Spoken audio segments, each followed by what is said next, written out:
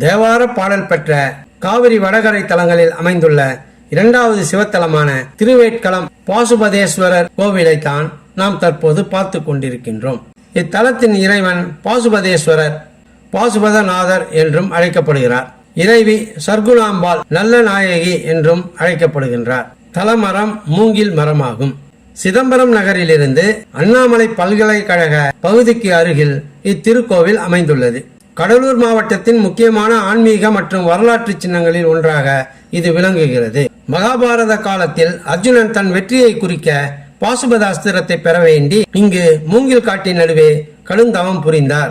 அர்ஜுனனின் தவத்தை சோதிக்க சிவன் வேடுவ வடிவில் வந்து அர்ஜுனனுடன் போருக்கு பின் பாசுபத அஸ்திரத்தை வழங்கினார். வேட்களம் என்றால் வேடர்களின் களம் என்று பொருளாகும்.